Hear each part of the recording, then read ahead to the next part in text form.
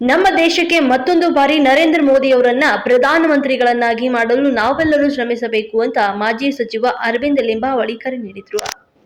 ಮಹದೇವಪುರ ಕ್ಷೇತ್ರದ hope form ಬಳಿ ಏರ್ಪಡಿಸಿದಂತ ಕಾರ್ಯಕರ್ತರ ಸಮಾವೇಶವನ್ನ ಉದ್ಘಾಟಿಸಿ ಮಾತನಾಡಿದ್ರು. ದೇಶದ ಮತ್ತು ಬೆಂಗಳೂರಿನ ಅಭಿವೃದ್ಧಿಗೆ ಕೇಂದ್ರದ ಬಿಜೆಪಿ ಸರ್ಕಾರ ಅನೇಕಾರು ಕೆಲಸಗಳನ್ನ ಮಾಡಿದೆ. ಹೂಡಿಯಲ್ಲಿ ರೈಲ್ವೆ ನಿಲ್ದಾಣ ಮತ್ತು ಹೂಡಿ ಮುಖಾಂತರ ಸಬ್ ಅರ್ಬನ್ ರೈಲು ಬರುತ್ತಿದೆ. ಅದೇ ರೀತಿಯಾಗಿ ರಾಷ್ಟ್ರೀಯ ಹೆದ್ದಾರಿಗಳ ಅಭಿವೃದ್ಧಿ, ದೇಶದ ಜನತೆಯ ಆಯುಷ್ಮಾನ್ ಭಾರತ ಯೋಜನೆಯಿಂದ ಅರೋ ವಿಧಾನಸಭಾ ಕ್ಷೇತ್ರದ 73,000 ಮುನ್ನಡೆ ಕೊಟ್ಟಿದ್ದು, ಈ ಬಾರಿ ಆ ಮತಗಳ ಸಂಖ್ಯೆ ಇನ್ನೂ ಹೆಚ್ಚಾಗಬೇಕು ಅಂತ ನುಡಿದ್ರು. ನಮ್ಮ ಕ್ಷೇತ್ರ ವ್ಯಾಪ್ತಿಯ 522 ಬೂತ್ಗಳಲ್ಲಿ 522 ತಂಡವನ್ನ ರಚಿಸಿ ಸಂಜೆ 5 ರಿಂದ 8 ಗಂಟೆಯವರೆಗೆ ಒಟ್ಟು 3 ತಿಂಗಳ ಕಾಲ ಮನೆ ಮನೆ ಸಂಪರ್ಕ ಮಾಡಿ ಪ್ರಚಾರ ಮಾಡೋಣ. ಅಭಿವೃದ್ಧಿ ಅಂದರೆ ಬಿಜೆಪಿ, ಅಭಿವೃದ್ಧಿ ಅಂದ್ರೆ ನರೇಂದ್ರ ಮೋದಿ ಎನ್ನುವ ಮಾತುಗಳನ್ನ ಪ್ರತಿಯೊಬ್ಬರಿಗೂ ತಲುಪುವಂತೆ ಮಾಡೋಣ ಅಂತ ಈ ಸಂದರ್ಭದಲ್ಲಿ ಅವರು ತಿಳಿಸಿದ್ರು.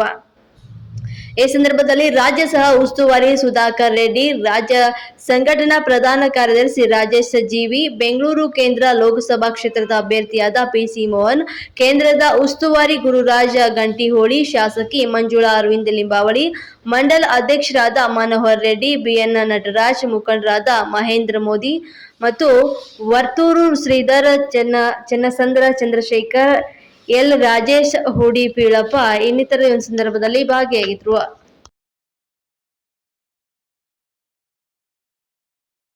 ಸಿದ್ದರಾಮಯ್ಯನವರೇ, ಓಟ್ಗೋಸ್ಕರ ಜೈ ಶ್ರೀರಾಮ್ ಅಂತ ಹೇಳ್ತಿರಲ್ಲ, ಜನಕ್ಕೆ ಬಹಳ ಚೆನ್ನಾಗಿ ಗೊತ್ತಿದೆ.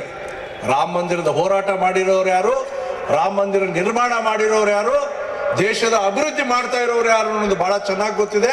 ದೇಶದ ಜನಕ್ಕಷ್ಟೇ ಅಲ್ಲ, ಕಾಂಗ್ರೆಸ್ಗೆ ಯಾರು ಓಟ್ ಹಾಕ್ತಾರಲ್ಲ ಅವ್ರಿಗೂ ಇದು ಗೊತ್ತಿದೆ. ದಯವಿಟ್ಟು ಅವ್ರಿಗೆ ವಿನಂತಿ ಮಾಡ್ಕೊಳ್ಳಿ, ಈ ಸಾರಿ ಬಿಜೆಪಿಗೆ ಓಟ್ ಹಾಕ್ಬೇಕು ಅಂತ ಕೇಳಿ, ರಾಮ ಮಂದಿರ ಸಲುವಾಗಿ ಬಿಜೆಪಿಗೆ ಓಟ್ ಹಾಕ್ಬೇಕು ಅಂತ ಕೇಳಿ. ನಾವು ನಿರ್ಮಾಣ ಮಾಡಿದ್ದು ಧೈರ್ಯವಾಗಿ ನಾವು ಒಂದು ಮಾತುವನ್ನು ಕೇಳೋಣಂತ. ಅಭಿವೃದ್ಧಿ ವಿಚಾರ ಕೇಳಿ, ನಾನು ಪುಸ್ತಕ ಪ್ರಿಂಟ್ ಮಾಡಿ ಕೊಟ್ಟಿದ್ದೇನೆ. ಈಗಿನ ಶಾಸಕರು ಆ ಕೆಲಸಗಳನ್ನೇ ಮುಂದುವರ್ಸಕ್ಕೆ ಈ ಸರ್ಕಾರದ ಜೊತೆಗೆ ಹೋರಾಟ ಮಾಡ್ತಾ ಇದ್ದಾರೆ. ನಮ್ಮ ಅನುದಾನಗಳನ್ನು ನಿಲ್ಲಿಸ್ಬಿಟ್ಟಿದ್ದಾರೆ. ನಾವು ಪದೇ ಪದೇ ಪ್ರಯತ್ನ ಮಾಡಿ ಆ ಅನುದಾನಗಳನ್ನು ಬಿಡಿಸ್ಕೊಳ್ಳೋದೇ ಒಂದು ಕೆಲಸ ಆಗ್ಬಿಟ್ಟಿದೆ. ಹೊಸ ಅನುದಾನ ಏನು ಕೊಡ್ಲಿಲ್ಲ. ಆ ಅನುದಾನಗಳನ್ನಲ್ಲೇ ನಾನು ತಂದಿರ್ತಕ್ಕಂಥ ಅನುದಾನದಲ್ಲಿ ಇವತ್ತು ಕಾಮಗಾರಿಗಳು ನಡೀತಾ ಇದೆ. ಬೆಂಗಳೂರು ಅಂತ ಹೇಳಿದ್ರೆ ನೀರು ಆಗ್ತಾ ಇಲ್ಲ ಇವರಿಗೆ, ಬರ ನಿರ್ವಹಣೆ ಮಾಡೋಕ್ಕಾಗ್ತಾ ಇಲ್ಲ, ಅಭಿವೃದ್ಧಿಗೆ ಹಣ ಕೊಡೋಕ್ಕಾಗ್ತಾ ಇಲ್ಲ. ಸೊ ಇಂಥ ಸರ್ಕಾರದ ವಿರುದ್ಧ ಮೇಲೆ ನಮ್ಮ ಸರ್ಕಾರ ಬರೋದು ಗ್ಯಾರಂಟಿ, ಮೋದಿ ಸರ್ಕಾರ ಬರೋದು ಗ್ಯಾರಂಟಿ. ಅಲ್ಲಿಂದ ಅಭಿವೃದ್ಧಿ ಕೆಲಸಕ್ಕೋಸ್ಕರ ನಾವು ಹಣ ತರೋದಕ್ಕೋಸ್ಕರ ನಮ್ಮ ಲೋಕಸಭಾ ಸದಸ್ಯರು ಹೋರಾಟವನ್ನು ಮಾಡ್ತಾರೆ, ಪ್ರಯತ್ನವನ್ನು ಮಾಡ್ತಾರೆ. ಮತ್ತು ರಾಜ್ಯ ಸರ್ಕಾರ ಕೂಡ ಮೇಲೆ ನಮ್ಮ ಸರ್ಕಾರ ಬಂದ ಮೇಲೆ ಅಲ್ಲಿ ಬಂದಿರುವಂಥ ಹಣವನ್ನು ಇಲ್ಲಿ ಕೊಡಲೇಬೇಕಾಗತ್ತೆ. ಅದಕ್ಕೋಸ್ಕರ ನಾವು ಈ ನಿಟ್ಟಿನೊಳಗೆ ಪ್ರತಿಯೊಬ್ಬರು ಪ್ರಯತ್ನ ಮಾಡೋಣ. Election urgent. ನೀವು ನೋಡಿರ್ಬೋದು, ಜೀಪ್ಗಳು ಓಡಾಡ್ತಾ ಇರತ್ತೆ. ಇವತ್ತು ನಿಮಗೆ ನಾನು ಬೋರ್ಡ್ ಹಾಕ್ತಾ ಇದ್ದೀನಿ, ಏನಂತ ನಿಮ್ಮ ಕೊರಳಿಗೆ ಹಾಕ್ತಾ ಇದ್ದೀನಿ, ಎಲೆಕ್ಷನ್ ಅರ್ಜೆಂಟ್. ಉಳಿದ ಯಾವ ಕೆಲಸನೂ ಇಲ್ಲ. 25ನೇ ತಾರೀಕಿನವರೆಗೂ ಸಂಜೆ 5 ಗಂಟೆಯಿಂದ 8 ಗಂಟೆವರೆಗೆ ಪ್ರತಿದಿನ ನಮ್ಮ ಬೂತ್ಗಳಲ್ಲಿ ಮನೆ ಸಂಪರ್ಕ ಮಾಡಬೇಕು. 26ನೇ ತಾರೀಕು ಅವ್ರನ್ನೆಲ್ಲ ಮತಗಟ್ಟೆಗೆ ಕರ್ಕೊಂಡ್ಬರ್ಬೇಕು. ಇಷ್ಟೇ ಕೆಲಸ ನಮಗೆ. ಅದಕ್ಕೋಸ್ಕರ ಎಲೆಕ್ಷನ್ ಅರ್ಜೆಂಟ್ ಬೋರ್ಡ್ ಹಾಕ್ತಾ ಇದ್ದೀನಿ. ಆ ಬೋರ್ಡನ್ನು 26ರವರೆಗೆ ಯಾರೂ ತೆಗಿಯಂಗಿಲ್ಲ. ಮಧ್ಯಕ್ಕೆ ಒಂದು ಹೊಸತೋಟಕ್ಕೆ ಬರುತ್ತೆ ಅಲ್ವಾ, ಆ ಹೊಸತೋಟಕ್ಕೂ ಅದೇ ಗ್ರಾಮದಲ್ಲಿ ಅದೇ ಬೂತಲ್ಲೇ ಮಾಡಬೇಕು. ತೊಂದರೆ ಇಲ್ಲ, ಮಾಡ್ಬೋದಾ ಪ್ರಭು? ನಿಮ್ ಗಾಂಧಿಪುರದಲ್ಲಿ ಎಲ್ಲರೂ ಬಂದ್ಬಿಡ್ತಾರೆ ಹೊಸತೋಟಕ್ಕಂದ್ರೆ. ಸೊ ಹೊಸತೋಟಕ್ಕೂ ಕೂಡ ನಮ್ಮ ಬೂತಲ್ಲೇ ಮಾಡಿ. ಯಾರ್ಯಾರ ಮನೆಗೆ ಮಾಡಿ ಕುರಿ ಹೊಡಿತಿರೋ, ಕೋಳಿ ಹೊಡಿತಿರೋ ಗೊತ್ತಿಲ್ಲ ಹೊಸತೋಟಕ್ಕೆ. ಆದರೆ ಊರಿಂದ ಆಚೆ ಹೋಗಿ ಹೊಸತೋಟಕ್ಕೆ ಮಾಡಂಗಿಲ್ಲ, ಬೂತಿಂದ ಆಚೆ ಹೋಗಿ ಹೊಸತೋಟಕ್ಕೆ ಮಾಡಂಗಿಲ್ಲ ಈ ವರ್ಷ. ಆ ಹೊಸತೋಟಕಿನಲ್ಲಿ ಬಲಿ ಯಾರನ್ನು ಕೊಡ್ಬೇಕಂತ ನಿಮ್ಗೆ ಗೊತ್ತಿದೆ. ಅವತ್ತು ಸ್ಮರಣೆ ಮಾಡ್ಕೊಂಡು ಕಾಂಗ್ರೆಸ್ಸನ್ನೇ ಬಲಿ ಕೊಟ್ಬಿಡಿ. ನಮ್ಮೂರಲ್ಲಿ ಕಾಂಗ್ರೆಸ್ ಮುಕ್ತ ಆಗೋ ಸಲುವಾಗಿ ಈ ಬಲಿ ಕೊಡ್ತಾ ಇದ್ದೀನಿ. ಸೊ ಆ ಮುಕ್ತಿ ಮಾಡುವಂಥ ಕೆಲಸವನ್ನು ತೀರ್ಮಾನ ಮಾಡೋಣ. ಆ ಹೊಸತೋಟಕ್ಕೂ ಆಚರಣೆ ಮಾಡೋಣ.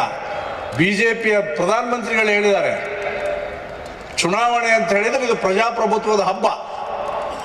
ಆ ಹಬ್ಬ ಆಚರಣೆ ಮಾಡೋದಕ್ಕೋಸ್ಕರ ನಾವೆಲ್ಲ ಸನ್ನದ್ಧರಾಗೋಣ. 26ರವರೆಗೂ ನಾವೆಲ್ಲರೂ ಚುನಾವಣೆ ಬಿಜಿ, ಎಲೆಕ್ಷನ್ ಅರ್ಜೆಂಟ್ ಬೋರ್ಡ್ ಇದೆ ನಮ್ಮ ಮೈ ಮೇಲೆ. ಆ ಎಚ್ಚರಿಕೆಯಿಂದ ನಾವೆಲ್ಲರೂ ಕೆಲಸ ಮಾಡೋಣ. ನಾನು ಎಲ್ಲ ಕಡೆಗೆ ಬರ್ತೇನೆ, ನಮ್ಮ ಮುಖಂಡರು ಬರ್ತಾರೆ ಪ್ರಚಾರಕ್ಕೋಸ್ಕರ. ನಮ್ಮ ಲೋಕಸಭಾ ಸದಸ್ಯರು 8 ಲೋಕಸಭೆಗಳು ವಿಧಾನಸಭೆಗಳು ಇರೋದ್ರಿಂದ ಎಲ್ಲಿ ಸಾಧ್ಯ ಆಗುತ್ತೋ ನಮ್ಮ ಕ್ಷೇತ್ರದಲ್ಲಿ ಬರ್ತಾರೆ. ಸೊ ಒಟ್ಟಾರೆ ಈ ಚುನಾವಣೆಯನ್ನ ಕಳೆದ ವರ್ಷಕ್ಕಿಂತ ಅಧಿಕ ಮತಗಳ ಅಂತರದಿಂದ ಗೆಲ್ಲಿಸುವಂತ ಪ್ರಯತ್ನಕ್ಕೆ ನಾವೆಲ್ಲರೂ ಸಹಕಾರಿ ಆಗೋಣ ಅನ್ನುವಂಥ ಮಾತನ್ನು ಹೇಳ್ತಾ ನನ್ನ ಮಾತನ್ನು ಮುಗಿಸ್ತೀನಿ. ಜೈ ಹಿಂದ್, ಜೈ ಕರ್ನಾಟಕ. ಕಾರ್ಯಕರ್ತರ ಸಮಾವೇಶ ಆಯಿತು, ಬಹಳ ಯಶಸ್ವಿಯಿಂದ ಆಯಿತು. ಸುಮಾರು 15,000ಕ್ಕೂ ಹೆಚ್ಚಿನ ಒಂದು ಕಾರ್ಯಕರ್ತರು ಇವತ್ತು ಸೇರಿದ್ರು. ಇಲ್ಲಿ ಮಹದೇವಪುರದಲ್ಲಿ ಭಾರತೀಯ ಜನತಾ ಪಾರ್ಟಿಯ ಒಂದು ಸಂಘಟನೆ ಅರವಿಂದ ಲಿಂಬಾವಳಿ ಅವರ ಒಂದು ನೇತೃತ್ವದಲ್ಲಿ ಬಹಳ ಗಟ್ಟಿಯಾಗಿದೆ. ಇವತ್ತು ಯಾಕೆಂದರೆ ಕಾರ್ಯಕರ್ತರು ಬಂದಿರುವಂಥದ್ದೇ ಸಾಕ್ಷಿ. ನಾವು ಕಳೆದ 10 ವರ್ಷಗಳಿಂದ ನರೇಂದ್ರ ಮೋದಿಯವರ ಸಾಧನೆಗಳು ಏನಿದೆಯೋ ಅದನ್ನು ನಾವು ಮನೆ ಮನೆಗೆ ತಗೊಂಡು ಹೋಗ್ತೀವಿ. ಖಂಡಿತವಾಗ್ಲೂ ಕೂಡ ನಾನು ಸಂಸದನಾಗಿ ಬೆಂಗಳೂರಿಗೆ ತಂದಿರುವಂತಹ ಕಾರ್ಯಕ್ರಮಗಳನ್ನು ಕೂಡ ಮನೆ ಮನೆಗೆ ತಗೊಂಡು ಹೋಗಿ ಜನರ ಮತಯಾಚನೆಯನ್ನು ಮಾಡ್ತೀವಿ. ಸರ್, ಇಲ್ಲಿನ ಲೋಕಸಭಾ ಕ್ಷೇತ್ರದ ಪೊಲೀಸ್ ಸಿಬ್ಬಂದಿಯವರಿಗೂ ಧನ್ಯವಾದಗಳು. ಕೆಲವೊಂದು ಸಲ ಅಷ್ಟೇ ತಾವು ಈ ಕಡೆಗೆ ಬರ್ತೀರ, ಕ್ಷೇತ್ರದಲ್ಲಿ ಹೆಚ್ಚು ಒಡನಾಟ ಇಟ್ಕೊಂಡಿಲ್ಲ ಅಥವಾ ಓಡಾಡ್ತಾ ಇರಲಿಲ್ಲ ಅನ್ನೋ ಒಂದು ಆರೋಪವನ್ನ ನಮ್ಮ ಪ್ರತಿಸ್ಪರ್ಧಿಗಳು ಮಾಡ್ತಿದ್ದಾರೆ. ಅದಕ್ಕೆ ತಾವೇನು ಹೇಳ್ತೀವಿ? ಖಂಡಿತವಾಗ್ಲೂ ನಮ್ಮ ಪ್ರತಿಸ್ಪರ್ಧಿಗೆ ಬೆಂಗಳೂರು ಏನು ಅಂತ ಗೊತ್ತಿಲ್ಲ. ಅವನಿಗೆ ಆ ಆ್ಯಪಲ್ಗೆ ಇನ್ನೂ ಕ್ಷೇತ್ರಕ್ಕೆ ಪರಿಚಯ ಇಲ್ಲ. ನನ್ನ ಒಂದು ಪರಿಚಯ, ನಾನು ಎಷ್ಟು ಓಡಾಡಿದ್ದೀನಿ ಅಂತ ನಮ್ಮ ಕಾರ್ಯಕರ್ತರು 3 ಬಾರಿ ನನ್ನನ್ನು ಗೆಲ್ಲಿಸಿದ್ದಾರೆ.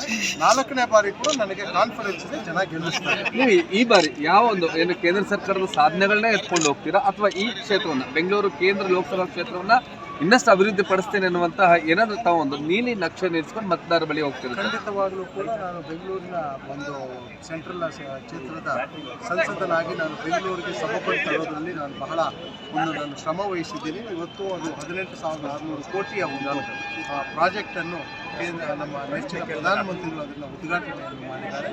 ಅದು ಕೇವಲ 4-5 ವರ್ಷಗಳಲ್ಲಿ ಅದು ಕೂಡ ಕಂಪ್ಲೀಟ್ ಆಗುತ್ತೆ. ಅದು ಮಹದೇವಪುರಕ್ಕೆ ಕೂಡ ಅದು ಅನುಕೂಲ ಆಗುತ್ತೆ. ಮೆಟ್ರೋ ಇವತ್ತೇನು ವೈಟ್ಫೀಲ್ಡ್ ಬೈಯಪ್ಪನಹಳ್ಳಿಯಿಂದ ವೈಟ್ಫೀಲ್ಡ್ ಬರೋದಕ್ಕೆ ಭಾಳಷ್ಟು ತೊಡಕುಗಳಿತ್ತು. ನಾನು ಅರ್ಬನ್ ಡೆವಲಪ್ಮೆಂಟ್ ಮೆಂಬರ್ ಆಗಿ ಅವ್ರನ್ನ ಕರೆಸಿ ಅಲ್ಲೆಲ್ಲ ಕ್ಲಿಯರೆನ್ಸ್ಗಳು ಕೂಡ ನಾನು ಮಾಡಿಸ್ಕೊಟ್ಟಿದ್ದೀನಿ. ಮೆಟ್ರೋ ಕೂಡ ಹೆಚ್ಚಿನ ಅನುದಾನ, ಸ್ಮಾರ್ಟ್ ಸಿಟಿ ತರೋದರಲ್ಲಿ ಒಂದು ಹೆಚ್ಚಿನ ಒಂದಿದೆ. PM ಆವಾಸ್ ಯೋಜನೆ, ಹೆಚ್ಚಿನ ಮರಗಳನ್ನು ಕೂಡ ಬೆಂಗಳೂರು ಮಹಾನಗರಕ್ಕೆ ತರೋದ್ರಲ್ಲಿ ಕೂಡ ಯಶಸ್ವಿಯಾಗಿದೆ. ಮಹದೇವಪುರ ವಿಧಾನಸಭಾ ಕ್ಷೇತ್ರದಲ್ಲಿ ಅತಿ ಹೆಚ್ಚು ಒತ್ತಡ ಏನು ಟ್ರಾಫಿಕ್ನ ಒತ್ತಡ.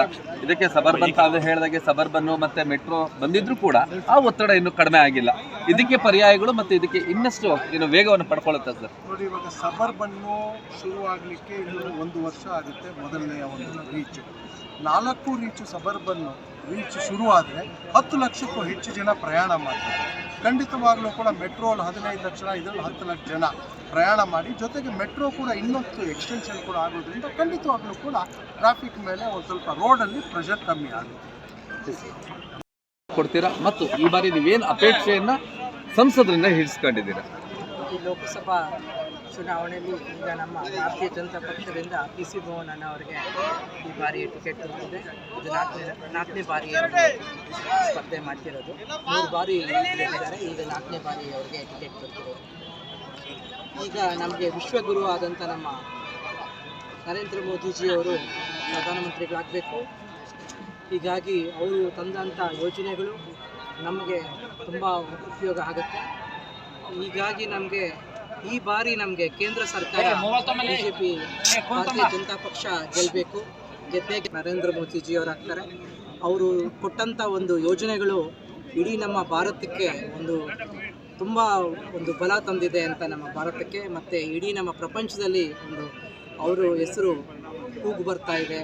ಅದೇ ರೀತಿ ನಮಗೆ ಕೆಲಸಗಳೂ ಕೇಂದ್ರ ಸರ್ಕಾರದಿಂದ ಒಳ್ಳೆಯ ಯೋಜನೆಗಳು ಸಿಕ್ಕಿ ನಮಗೆ ನಮ್ಮ ಮಹದೇವಪುರದಲ್ಲಿನೂ ಮೆಟ್ರೋ ಆಗಿರ್ಬೋದು, ಸುಮಾರು ಸೆಂಟ್ರಲ್ ಗೌರ್ಮೆಂಟ್ಸ್ ಫಂಡ್ ತಂದು ಅರವಿಂದ್ ಲಿಂಬಾವಳಿಯವರು 15 ವರ್ಷದಿಂದ ಒಳ್ಳೆ ಕೆಲಸಗಳು ಮಾಡಿದರು.